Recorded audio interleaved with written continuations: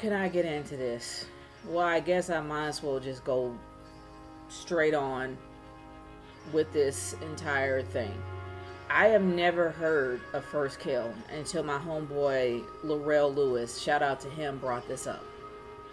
And I was like, okay, well, everybody's outraged about it being canceled. I'm going to take a look at it and see for myself. I wish I hadn't. This show was bad. It has nothing to do with what people think it was canceled for. It was just flat out bad. The writing was bad. The foundation was off. The characters weren't that interesting. They're trying to queerbait people into a relationship that doesn't exist. That's kind of what it is. And every vampire trope that came from the lore that lasted for like decades, they try to reinvent the wheel. And I think that's where their mistake is. When it comes to these modern series, and yes, it is woke, but it's woke to a very limp, watered down degree. They try to make it like the CW, which it was not. They try to make it like Supernatural, which it is not. It just did not work. Now, when I actually looked up reviewers on YouTube about this show, I saw nothing but major ships about Calliope and Juliet, who happen to be the main protagonists of the show. And I guess people are really into gay shipping. I don't know why. I don't know why. Calliope just was gay instantly out the blue, while you kind of knew up front that Juliet was gay. And that's not my issue with the show. It's so many things that just was wrong about this show. Number one, the foundation was barely there. Like, it was really on shaky ground. They had a very interesting premise to have demon slayers versus vampires, which they honestly changed the name, at least in my opinion. Like, I don't know if they really did change it before they started the show, but they should have just called them demon slayers. It would have made sense. I mean, the Buffy franchise has been long gone, so I mean, just call them demon slayers. It's kind of who they are. But they didn't really set up a strong foundation on how all of these monsters got here.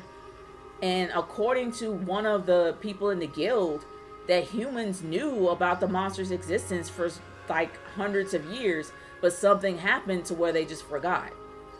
Okay, sure, that's interesting. And that's in like episode 2.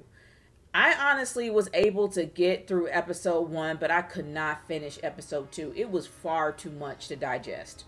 And it was to the point where you can get indigestion watching this show. It was not great. Juliet is a very boring character that sucks at being a vampire, no pun intended. And you have Calliope that sucks at being a demon slayer. And she's really bad at it. Like, it is so bad that she can't even kill a vampire right. A stake directly to the heart and don't die. Okay, sure. Why? Because Juliet is special. She has that special blood. The blood that can paralyze people. Somehow she ended up knowing that in episode 2. Yeah. Because don't you think that after you stab somebody that somehow blood would get on your hands? And somehow your hand will be numb and then you'll just pass out in the woods? That would have made more sense to me. I mean, after you stab somebody in the chest, blood will get on you. And none of that happened. Can we say the CG is bad? Oh yeah, the CG is very bad. Especially when it comes to some of the monsters. The monsters have interesting designs, but the CG is just awful. But when it comes to the zombies, I will say that the designs actually was pretty good. But I just wish that they will explain this. The fact that one of her brothers, and I say one of her brothers because the other one isn't related. I don't know, maybe he got adopted, I guess, somehow. They probably explain it later on, which I don't care to find out. But the fact is, you have 2 brothers that are good at their jobs, and you have a sister that sucks at it. And it's a given that she don't have the heart to kill. And then you have a dad that's halfway across the world. Thank God he's not dead, because that's a trope that I really wish would die. Especially when it comes to black families. Can we still have the dad there? He's alive, but just not present. But then you have Juliet's family. Of course, they have to be rich. The same thing with Calliope's family. They have to be the modern form of rich, living in modern homes. While you have the old school modern mansion with the vampire family. Now, with every single vampire comic, movie, series that I have watched, they have stuck to the same trope. Vampires can die when you have holy water sprayed on them, or they can burn with holy water dumped on them. They can't touch anything that was baptized in holy water. They have to be invited into a house, and they can't walk in sunlight. But somehow, they made Juliet into a daywalker. At least Blade was able to explain to a plausible degree on how he was able to walk during the day. Now, it's not because he's as black as midnight. It's pretty much because he is half vampire, half human, because he had blood pumped into him when his mom was killed. When she got bitten by a vampire, when she was pregnant, I might add, about to have him, that was probably more plausible there than Juliet just being born a daywalker. And the fact that the mother is a vampire, how was she able to conceive? And that's the one thing that I will say Angel got right. If a female vampire tries to conceive, it can instantly kill her. And the reason, and also I will give credit where credit is due to Twilight. Even though I hate that series with every fiber of my being, they got the family dynamic right. The females, the women can conceive when they're a vampire, so they adopt other vampires or other people that turn into one into their group, which makes sense. But in this case, it makes zero sense at all. Then you have the father, who is incredibly passive, who somehow has compassion after turning into a vampire.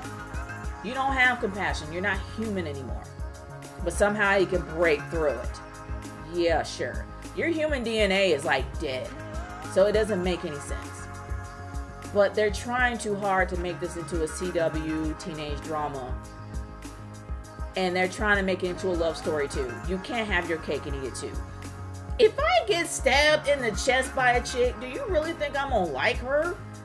No! I'm gonna be running for my life. I don't want to have anything to do with you. You tried to kill me. I don't want anything to do with you. There should be no love story here.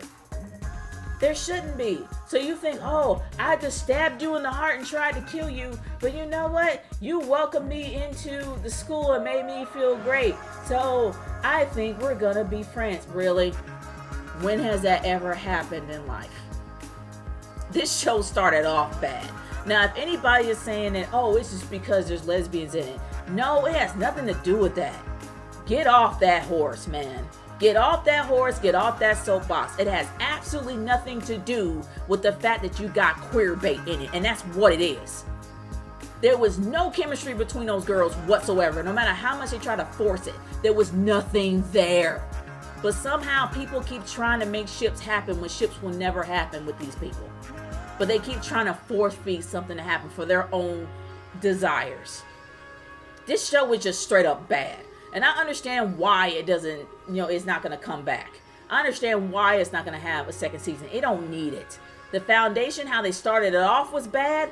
The weird placement of music was even worse. It reminded me too much of 365 Days, and that was a terrible movie. Both of them were bad. One was incredibly cringy, and the other one was just like a really bad music video. That was how this entire show was. It just started off bad. It had a lot of interesting subjects that you could put in there. I'm not gonna lie, but the setup was just bad. The setup of this whole thing was bad. It has nothing to do with having two girls in love with each other. It has nothing to do with the so-called wokeness, which was incredibly watered down. It was just bad. And I think that people really do need to wake up to this. It was just terrible, and that's why it's no longer around. Why people like this show? I don't get it. I don't. Maybe because I'm old. I don't know. But this show was horrible. This show was just bad. And I think people need to accept that. They really do. If something is bad and people call out on it, accept it and move on. This doesn't need a season 2. It needs to stay where it is.